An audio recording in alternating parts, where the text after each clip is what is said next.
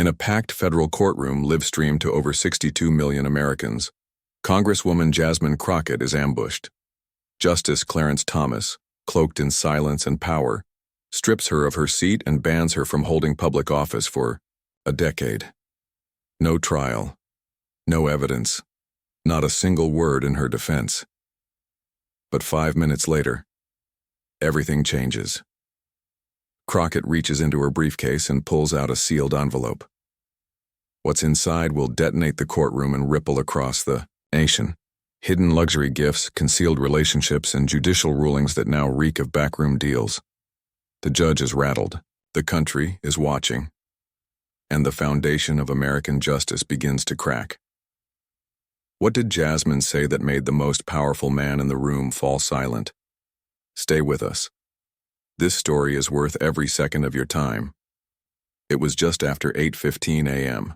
when Jasmine Crockett stepped through the towering glass doors of the Atlanta federal courthouse. Frost clung to the marble steps, but the cold inside had nothing to do with the weather. Outside, reporters crowded around with headlines already drafted. Crockett accused of ethics violation, hearing in 45 minutes, no prep, no notice. Just a midnight email summoning her to answer a charge so vague it bordered on fiction. Improperly accepting donations through Hope Forward, the same nonprofit that fed thousands during the pandemic. She arrived alone. Just a briefcase and her composure, and then came the real shock. Sitting atop the bench, not a lower court judge, not a panel of ethics officials, but Supreme Court Justice Clarence Thomas. This wasn't a constitutional matter. It wasn't even a federal appeal. It was a routine ethics inquiry. Wrapped now in legal theater, yet there he was, in his robe, eyes low, voice sharper than the gavel he held. Her attorney leaned in, whispering, "This isn't a hearing, it's a setup." The clerk read the charge. Jasmine raised her hand to speak. "This is not a forum for grandstanding," Thomas snapped, cutting her off mid-breath. She tried again to request time to see the evidence to defend the integrity of Hope Forward. Gavel. Silence. Dismissal. "You are not entitled to editorialize," he barked. Every safeguard of due process vanished in real time. No witnesses, no cross-examination, no deliberation. Then came the blow.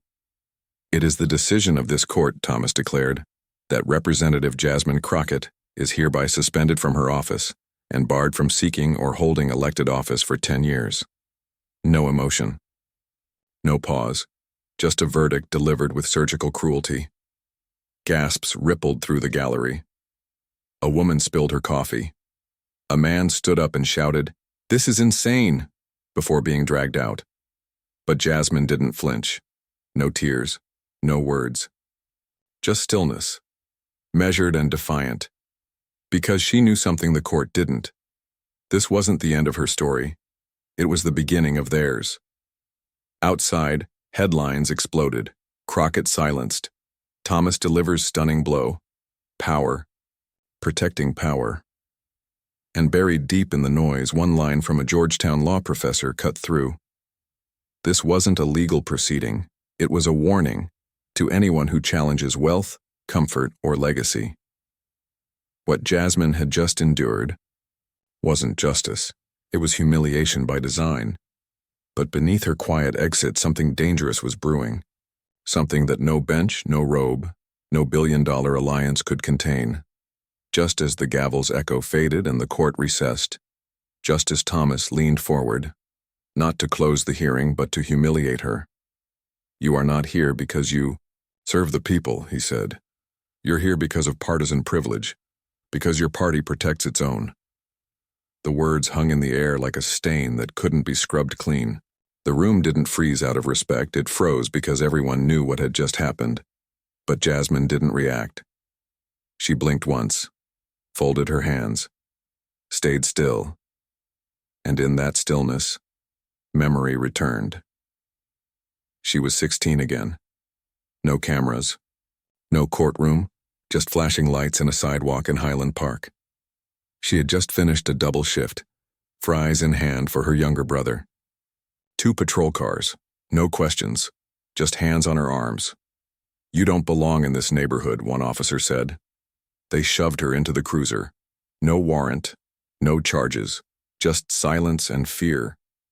She spent the night in a holding cell. Then, they let her go. No apology, no record, just trauma. That night didn't break her. It refined her. It didn't teach her to hate power.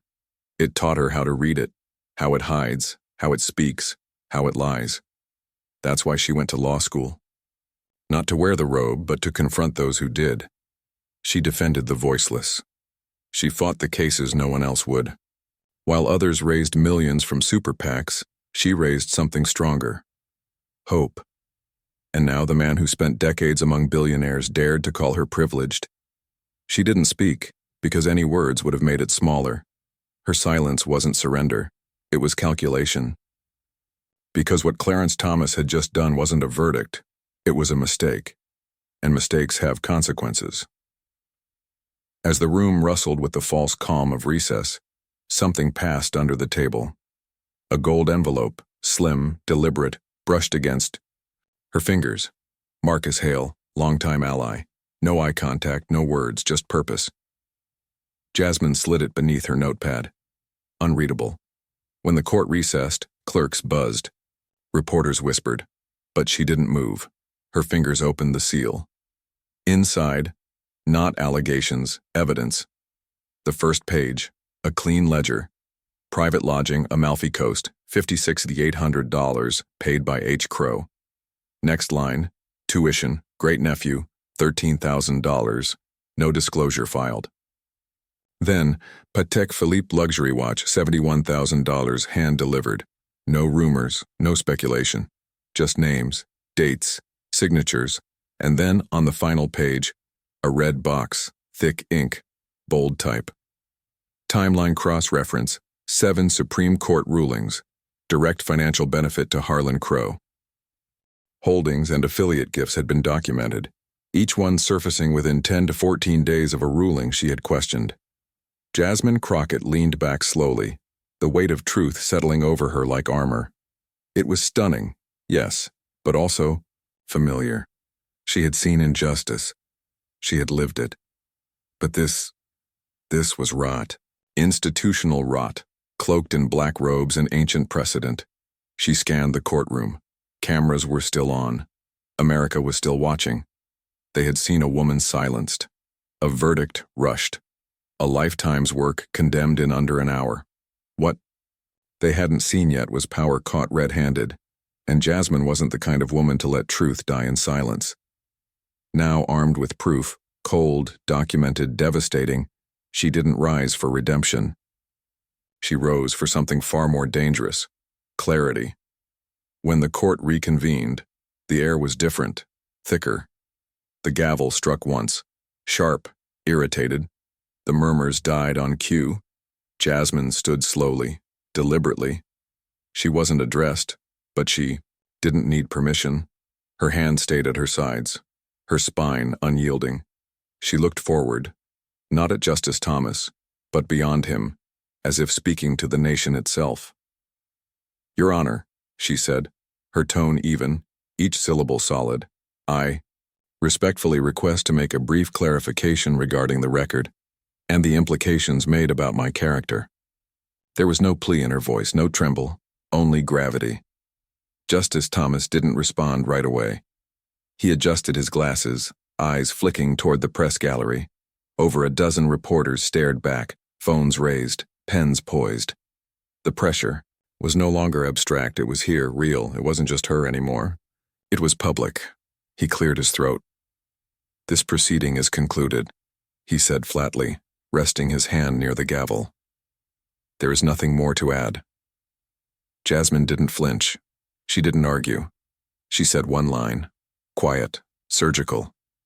Then, "Let the record reflect that denying the truth is not the same as disproving it, not a threat, a warning." And it landed with more weight than any objection. A few reporters leaned forward. One camera zoomed in. The silence sharpened. Thomas glanced toward the clerk, then at Jasmine, then the door. Calculations flickered across, his face, and then reluctantly, 2 minutes. Stay within the bounds of relevance. Jasmine gave the slightest nod, no smile, no gloat. She simply stepped forward, folder in hand, fire in her chest, because she hadn't come to ask for fairness. She came to deliver it. With 2 minutes and the eyes of a nation fixed on her, Jasmine didn't just approach a microphone. She approached history. She carried truth like a torch into a room designed to bury it. She didn't raise her voice. She didn't need to. Precision, not volume, would carry her now. She opened the manila folder gently, carefully. Not for show, but like she was handling something sacred. One by one, she lifted the documents. Clean. Dated. Irrefutable. Held them before her like scalpels before surgery.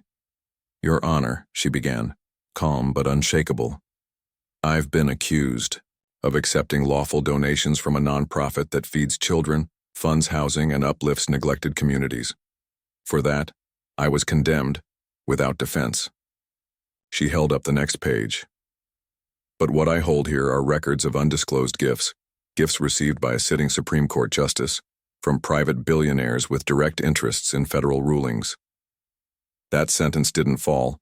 It landed. Hard. She read aloud. "Private yacht accommodations on the Amalfi Coast valued at $56,800, paid for by Harlan Crow. Tuition payments totaling $13,000 for a family member. No disclosure, no oversight. A luxury Patek Philippe watch, valued at $71,000, delivered by hand." She paused, then lifted the final sheet. "Each of these gifts," she said, "cross-referenced with 7 federal rulings that directly impacted the financial interests of the giver. All ruled in their favor." The room was frozen. No coughs, no fidgeting, just breath held in collective suspense. Then she looked up, directly at him, not with contempt, not with triumph, but with clarity.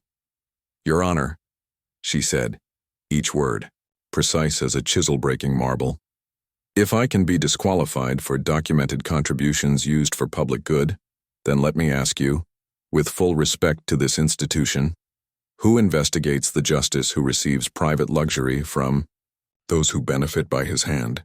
Who holds power accountable when power wears a robe?" Silence. Not just shock, recognition. She hadn't come to plead for justice. She came to peel back its mask. She pressed a button on a remote. The lights dimmed. A screen flickered on. Slide 1. Clarence Thomas, a champagne flute in hand, relaxing aboard a private yacht, the cliffs of Italy in the background.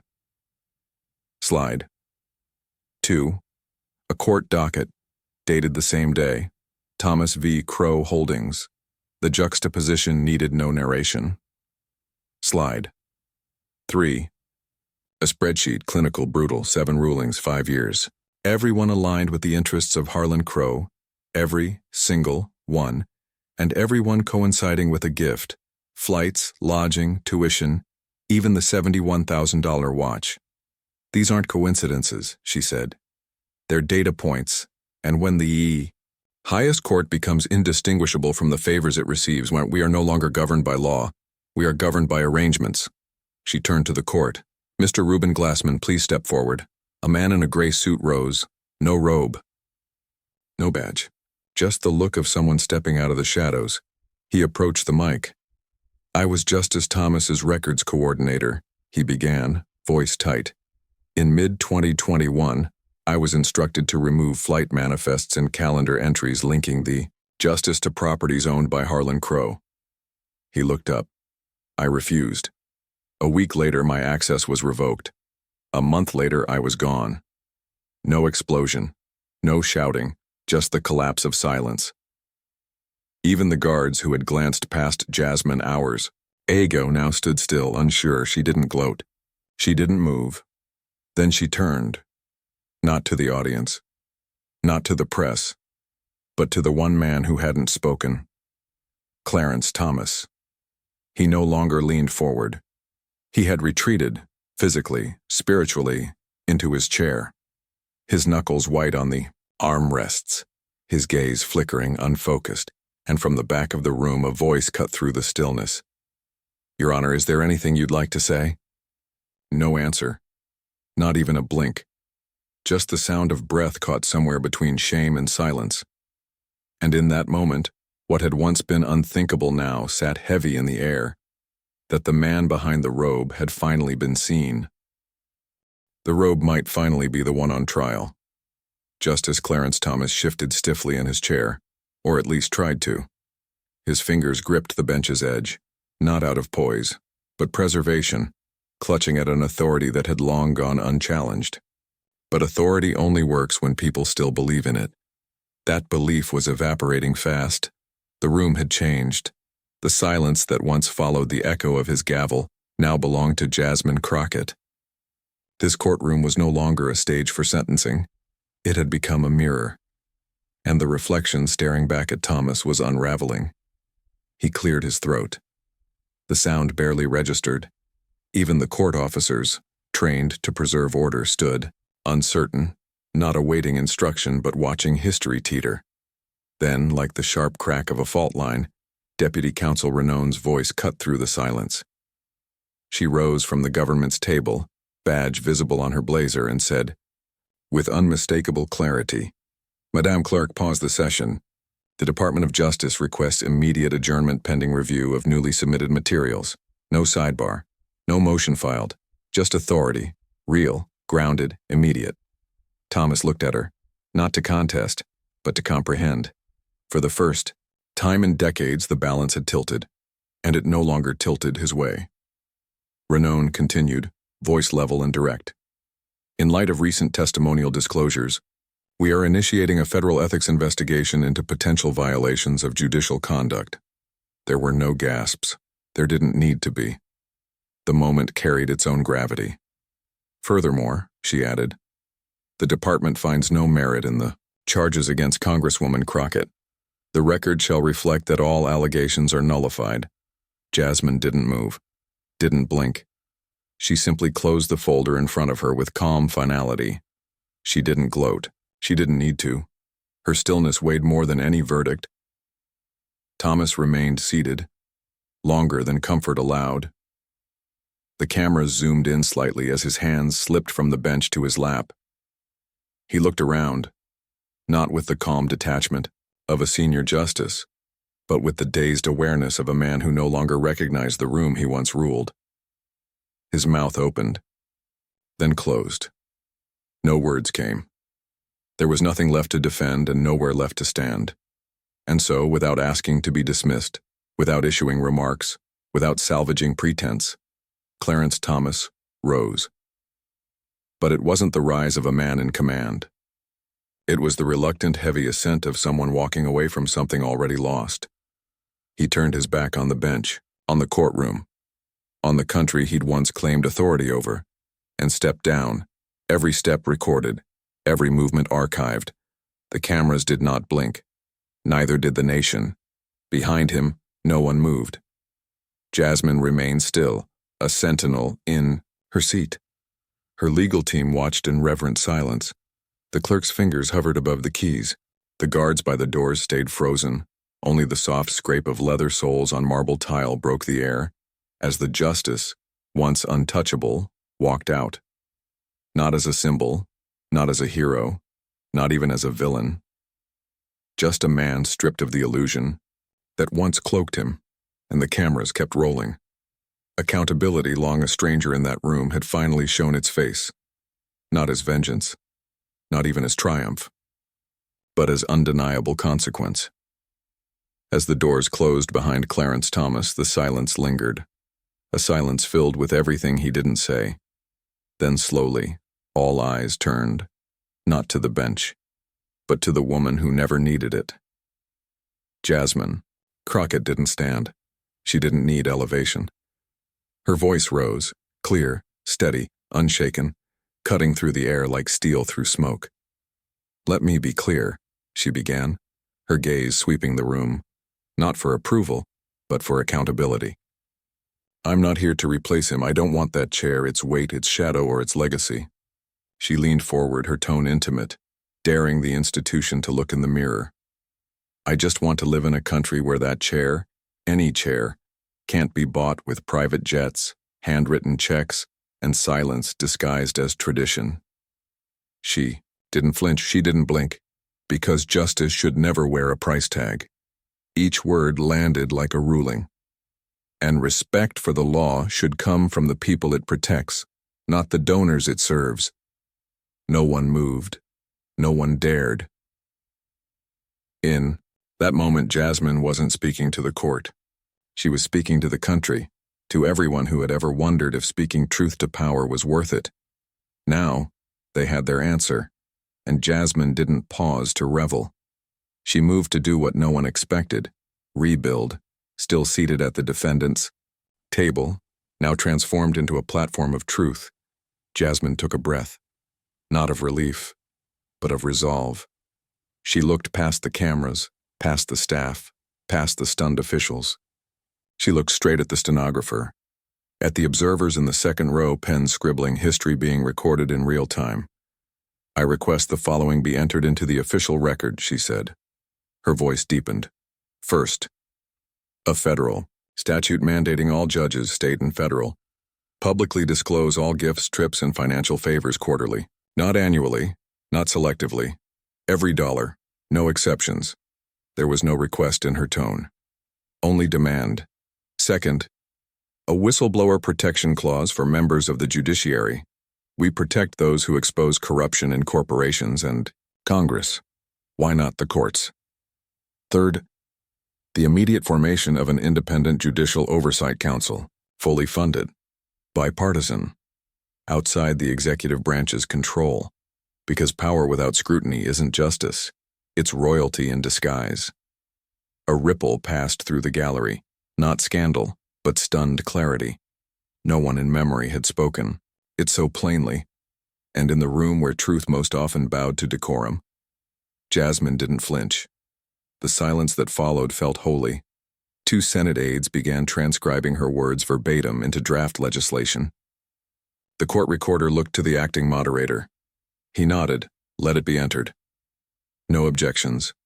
No interruptions. Because this wasn't theater. It was blueprint. The people in that room had come expecting a spectacle. They found themselves witnessing the first pages of reform. Jasmine closed her folder and folded her hands. Not as a defendant, not even as a victor, but as a citizen demanding that her country finally serve its people. The weight of what had just happened settled like dust across the room. A court officer glanced down at his badge. A young intern leaned forward, typing faster. A woman from the House Judiciary Committee wiped away a single tear, subtle but unmistakable. The trial was over. But something far more important had begun. Because reform doesn't start in private meetings. It doesn't begin in law books or closed-door editorials. It begins where injustice is confronted publicly. And someone dares to say, this must change. Jasmine Crockett didn't just survive the system that tried to silence her. She reshaped it while the cameras were still rolling, while the echo of a fallen gavel still lingered in the air. And no one dared to say no. The real verdict wasn't delivered inside that chamber. It was rendered by a nation that had just watched the veil of untouchable power get torn away in real time. Within minutes of the gavel's final strike, the outside world erupted. News anchors interrupted programming mid-sentence. A red banner flashed across CNN. Jasmine Crockett flips the bench. Clarence Thomas exits in silence. On MSNBC, a stunned legal analyst could only whisper, "I never thought I'd see the day." Inside newsrooms from New York to D.C. to Los Angeles, editors barked into headsets, scrambling to rewrite front pages. Politico pushed their headline before the ink had dried. Congresswoman tries for defense, delivers reckoning instead. But it was the Washington Post that captured the moment with brutal clarity. Jasmine Crockett just tried a Supreme Court justice. She used facts. He had nothing to say. The live stream replay hit 15 million views in under 2 hours. By hour 12, it had crossed 60 million. Twitter collapsed under the weight of hashtags that felt less like trends and more like rallying cries. Judges are not gods. Justice without privilege. Who judges the judge? A 1-minute, 54-second clip of Jasmine asking calmly, "Who holds power accountable when power wears a robe?" was shared over 11 million times before sunrise. And it wasn't just activists or watchdogs sharing it. Celebrities, veterans, former prosecutors, even retired judges reposted it with captions like, "Finally, she said what we couldn't." That courtroom moment didn't just make waves. It shifted the ground. Airport terminals, gym TVs, office lobbies, coffee shops in Kansas, court waiting rooms in Queens. Every screen seemed to be playing the same loop. Clarence Thomas lowering his gaze and walking away from the bench. For once, the silence of a powerful man spoke louder than any words he could have mustered. Late-night shows canceled comedy segments. Jimmy Fallon looked into the camera and said, "Tonight was supposed to be about laughter, but instead, we watched history stand up straighter." On cable news, the partisan divide blurred, if only briefly. Even conservative anchors struggled to frame the footage as anything other than what it was: a reckoning. Fox News' Laura Ingraham hesitated on air, her tone unusually subdued. "I may disagree with her politics, but Congresswoman Crockett demanded accountability. No American should oppose that." Comment sections, forums, threads across the internet weren't just reacting, they were recalibrating. Posts poured in from public defenders, mothers, veterans, and retired clerks. A former Colorado judge wrote, 30 years on the bench, never seen anything like it. Not just courage, precision, a moral scalpel. One law professor assigned, the entire transcript of Jasmine's testimony as required reading, writing in the syllabus. Not just legal argument, civic responsibility incarnate. But perhaps the most powerful responses came from ordinary people. A high school student in Detroit posted, "I want to be Jasmine Crockett when I grow up." A woman in Houston shared a photo with her daughter. "For the first time, my little girl saw someone in power who looked like us and refused to kneel." Under nearly every major news article, one top comment kept resurfacing. She didn't just win, she changed the rules. Even Congress felt the tremors. By mid-afternoon, 3 senators from both parties had ordered their staff to begin drafting legislation modeled after Jasmine's 3 reform proposals. Capitol Hill buzzed with a focus unseen in years. Aides reported phones ringing off the hook, not with outrage but with resolve. "We saw what she did, now do your part." This wasn't about Clarence Thomas anymore. It was about a culture that had long used robes as armor and silence as strategy. Jasmine Crockett had cracked that armor, not with rage but with restraint, not with partisanship but with proof. And people felt it. They'd seen outrage before. They'd seen performance. This was something else, surgical, precise, and inevitable. By nightfall, over a dozen op-eds had tried to define what happened. Some called it a judicial earthquake, others a masterclass in democratic resilience. But one title stuck, from a modest blog post by a former law clerk in Chicago. She cross-examined a justice without leaving her seat. And that was the truth. Jasmine Crockett didn't need a robe, a gavel, or a bench. She didn't need to yell or plead. She had the truth and the courage to speak it where it wasn't welcome. America didn't just listen, it stood up. But the shockwaves didn't stop at the courthouse steps. The real tremor hit days later when Congress, staring at a newly awakened public, realized it had to act or be buried by its own silence. Just 72 hours after Jasmine Crockett left that courtroom, a bipartisan emergency session convened in the Hart Senate office building. The sky was stormy. The room was packed. A placard announced the moment plainly: Special Investigatory Committee on Federal Judicial Ethics. This wasn't a hearing. It was a reckoning. The committee's formation followed a closed-door Senate vote, 91-7. The House Ethics Subcommittee passed it unanimously. What Jasmine ignited was no longer a scandal. It had become a mirror, and no one wanted to be caught on the wrong side of it. The hashtag Dogger Oversight, or obsolete, trended globally the night before. One congressman was overheard, muttering, "We missed me too. We won't miss this." Within 48 hours, the committee issued formal disclosure demands to 4 sitting federal judges, including 2 appellate justices tied to the very benefactor network exposed in Jasmine's hearing. The language was sharp. Failure to provide complete records may result in immediate suspension pending review under the Federal Ethics Code. It wasn't a suggestion. It was a line in the sand. Reporters descended like hawks. Aides scurried down marble corridors with sealed envelopes and blank faces. Committee Chair Reptor Linda Ashbourne, a moderate from Ohio, stood before the press and said, "We're not asking whether misconduct exists. We're asking how deep it runs and who let it fester." The cameras loved her. But the public loved something more. Action. Subpoenas flew out. White-gloved clerks were ordered to pull a decade's worth of judicial travel records, asset declarations, and sealed memos. Even the Judicial Conference, once untouchable, received a congressional demand: cooperate or lose funding. The fear had shifted from the accused to those who had enabled silence for decades. 3 federal judges released panicked statements, claiming they'd inadvertently omitted gifts or hospitality. But no one bought it. One document showed a sitting judge had accepted an $82,000 safari trip in Botswana, just weeks before ruling in favor of an oil company tied to the sponsor. This wasn't just about Clarence Thomas anymore. It was about the culture, the machinery, the myth of untouchability. And for once, it had met resistance.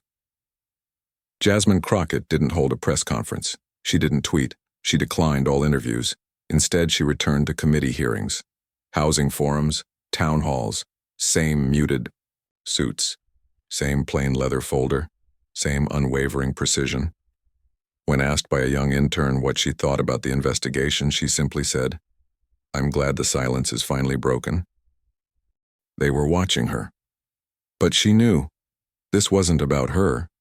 It was about the rot we pretended didn't exist, back in the Capitol. The whispers turned into words. The words became drafts. Within 5 days, 3 reform bills were introduced, each citing Jasmine Crockett's proposed disclosure standards as their framework. Staffers worked through the night. Veteran lawmakers, those who had long tiptoed around judicial accountability, suddenly leaned in with both hands. Behind closed doors, some admitted what they'd never dared say aloud. They'd been waiting for this. A name, a face, and a fire they could stand behind without looking like opportunists. Jasmine had given them all 3, not by pleading, not by posturing, but by enduring, confronting, and refusing to flinch when power tried to crush her. But the pressure didn't fade. Protesters lined the steps of federal courthouses in 22 states. They held cardboard gavels, wore black robes with red dollar signs painted across the chest. Law students launched nationwide audits, cross-referencing judicial financial disclosures, with case rulings to identify patterns of bias. One spreadsheet compiled by a Berkeley grad student, mapping gifts to judicial decisions, went viral. 9 million views in 24 hours. America wasn't just watching anymore. It was working. And then, something no one expected. The American Bar Association issued a rare public statement calling for mandatory third-party financial audits of all federal judges. Backed by over 400 retired judges and justices, it read, "We do not question the need for judicial independence, but independence without scrutiny is not justice. It is theater." By week's end, the Congressional Oversight Committee had doubled in size, from 7 to 15 members, co-chairs from both parties. A mandate that now included lifetime appointments, lobbyist contacts, post-retirement speaking fees. For the first time in U.S. history, the term ethical audit appeared on official Judiciary Committee documents. The system had blinked. None would have happened without that single afternoon, when a congresswoman surrounded by accusation had turned the mirror back on the people holding it. Jasmine Crockett didn't just challenge a verdict. She cracked open an institution and made it bleed enough to matter, and the country, hungry, furious, awake, did the rest. The courtroom had fallen silent, but the system had only just begun to speak. even as the firestorm she ignited swept. Across the nation, Jasmine Crockett stepped out of the courthouse, not as a politician basking in glory, but as a woman who had walked through fire carrying truth, and refused to let it be turned into spectacle. Outside, the courthouse steps erupted, a wall of sound, reporters screaming her name, camera shutters rattling like machine gun fire, microphones surged forward like spears, but Jasmine didn't blink. She moved with purpose, steady, unhurried, her eyes forward, her folder clutched tightly to her chest. She wasn't hiding, but she wasn't performing either. The questions flew. Do you believe this will change the court? Is Clarence Thomas fit to remain on the bench? Congresswoman, will you introduce ethics legislation yourself? She didn't stop. Not at the first row of mics. Not at the second. Not until she reached the third step from the bottom, where the press pack thinned and only one camera crew remained, did she pause.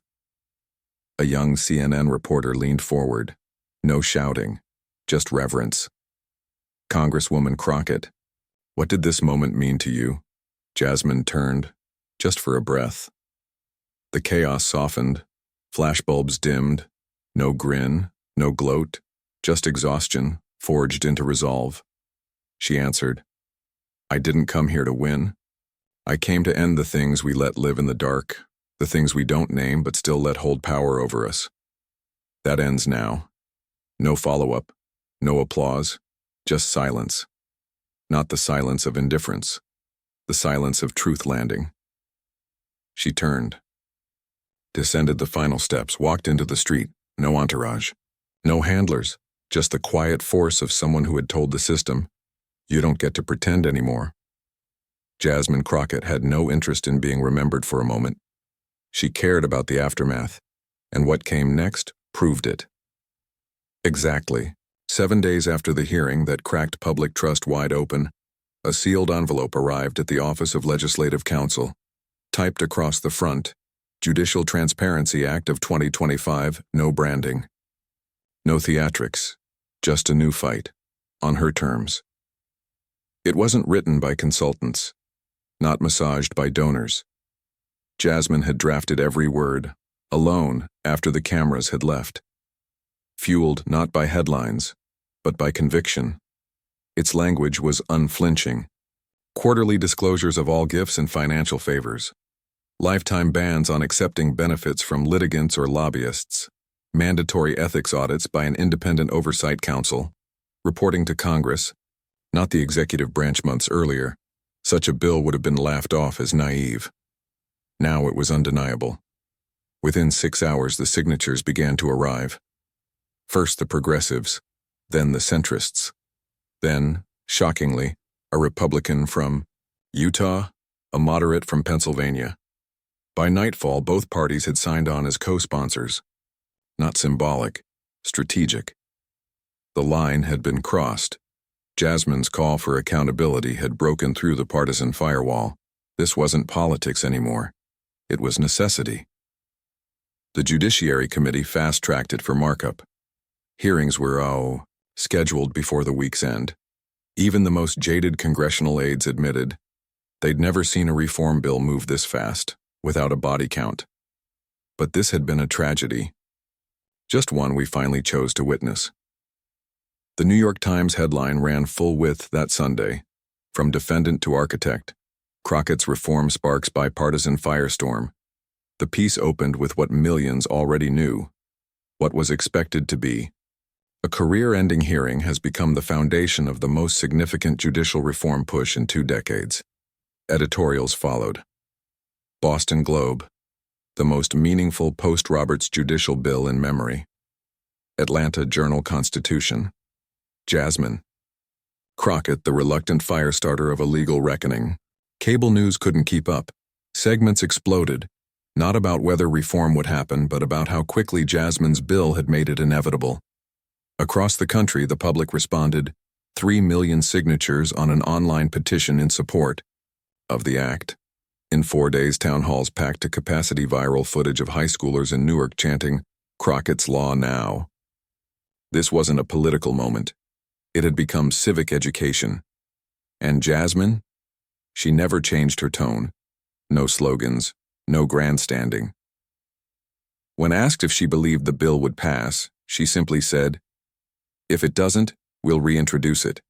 If it's watered down, we'll rewrite it, but we won't unsee what we've seen, not anymore." No glossy graphics from her office. No fundraising emails quoting her testimony. Just the full text of the bill, published online in 10 languages under one bold link. Read it, then hold us to it. The message had landed. This wasn't about left or right. It was about something older, more sacred. The expectation that once justice is broken open, it must answer for itself. And Jasmine Crockett didn't just answer. She handed the country the pen and said, "Write better laws." They thought the courts were untouchable, until one voice called them to account. Every courtroom, every household that once believed the justice system was beyond reach, now saw what one fearless voice could do. Jasmine Crockett didn't just speak. She summoned an entire branch of government to answer for itself. And this time the people weren't just listening, they were writing history with her. As Washington shook and reform bills moved with historic speed, Jasmine didn't bask in the limelight. She returned to the courtroom that had always mattered most, her community.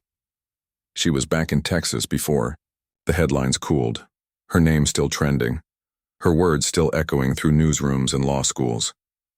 There were no press conferences, no grand halls or marble corridors, just flickering fluorescent lights, creaky folding chairs, and coffee in styrofoam cups. She met with veterans, single mothers, retirees, and students, people who had sent her to fight in the first place. And she answered every question, never watching the clock. It was in one of those small town halls outside Dallas during a 90-minute Q&A that history was marked. An older woman stood from the back, her cane tapping gently on the floor. She said, "Jasmine, you didn't take down a man. You brought the whole system back to the ground so it could remember it once served people, not power." Silence followed, not stunned, but sacred. Jasmine didn't need to reply. The room understood. Heads nodded, not in applause, but in reverence. That line, "You brought the system back to the ground," spread faster than any campaign slogan. It was painted on murals, quoted in podcasts, etched on protest signs. But it was the next sentence, untelevised and quiet, that reshaped a profession. When one person dares to tell the truth in open court, power starts to tremble. Law schools began teaching it. Professors called it the Crockett Principle. Students called it a call to arms. Judges read it with a mixture of pride and warning. For the first time in decades, the legal world reconsidered power not as immovable, but as accountable. Jasmine never posted about it. She didn't need to. When asked what she thought of the quote, she simply said, "I didn't write it, but I lived it, and I hope none of you ever have to, unless you must, because that's the heart of it." Jasmine never sought a fight with a Supreme Court justice. She didn't write a speech for applause. She just refused to lie when silence would have been safer and more profitable. She didn't come to perform. She came to survive with the only weapon she'd ever trusted, truth, and the world trembled, not because of how loud she was, but because she never backed down from the silence. What Jasmine did wasn't just courageous, it was costly. She stood before an institution designed to erase dissent and refused to flinch, not because she thought she'd win, but because losing with her voice intact was better than surviving in silence. She didn't come from privilege. She came from places where justice is fought for daily, where silence is deadly. She knew, if she didn't speak, the next black woman at that table wouldn't get the chance. That burden, quietly carried, is what turned her act of defiance into a movement. Because courage isn't just standing up. It's standing still while the weight of the system tries to crush you, and when they painted her as the problem, she responded not with fury, but with facts, with receipts. And that's when the illusion shattered. Because a system built on fear collapses the moment someone refuses to be afraid. She didn't storm the bench. She didn't call for chaos. She spoke, and power recoiled. That's the most dangerous act in a broken system, reminding it who it's supposed to serve. She didn't know the cameras would catch it. She didn't know the law would shift in her wake. She just knew silence would cost more. Her power didn't come from ambition. It came from memory, from living the cost of silence and vowing never to let someone else carry it alone. So what's the lesson? Justice is not automatic. It must be chosen, fought for, protected, not by the powerful, but by those willing to risk everything when power goes too far. Jasmine reminded us that the law belongs to the people, not to titles, not to robes, not to those with names carved into stone, but to the ones who walk through courtroom doors with nothing but truth and still refuse to bow. That is her legacy. Not that she survived the system, but that she changed its shape with nothing more than courage and clarity. And here's the most powerful truth. Any of us can do the same, but her story was never meant to be the last word. It was meant to be the first shot in a long war for accountability. Because Jasmine didn't ask for applause, she asked for action. Now the question is no longer what happened to her. The question is, what will you do with what you've seen if you watch that courtroom freeze, if your breath caught when truth finally spoke louder than the robe? Then this moment belongs to you too. You are no longer a bystander. You are a witness. And with that comes responsibility. Read the bill. The Judicial Transparency Act of 2025. Don't let politicians spin it. The words inside were forged in the fire of humiliation and clarity. Know them. Share them. Quote them. Demand a vote. Demand accountability. Because if we stay silent now, we're telling the next Jasmine she'll face the fire alone. This goes beyond legislation. It means confronting hypocrisy in courtrooms, classrooms, newsrooms. It means supporting whistleblowers, not doubting them. It means remembering truth doesn't survive because it's popular. It survives because someone defends it when it's not. Jasmine did. But she should never have had to do it alone. So don't just admire her courage. Match it, organize, protest, run for office. Pressure those already there to pass reform. Demand. Quarterly disclosures. Protect court staff. Establish independent oversight. This isn't radical. This is basic integrity. And if anyone tells you otherwise, ask yourself, who benefits from your silence? Talk to your friends. Share the clip. Remind them. The cameras may be off, but the rot is still hiding behind robes and tradition. Jasmine cracked it open. Now it's on us to finish the job. Not with outrage for a week, but with sustained, unrelenting pressure. Because that's the only thing power respects. If you wonder whether it matters, remember this. One congresswoman, cornered by lies, walked into a courtroom and made the most powerful man in the room walk out in silence. Not with rage, not with vengeance, with truth. That's what accountability looks like. She didn't ask permission to speak. She just did. Now it's your turn. Don't wait for permission. Don't stay silent.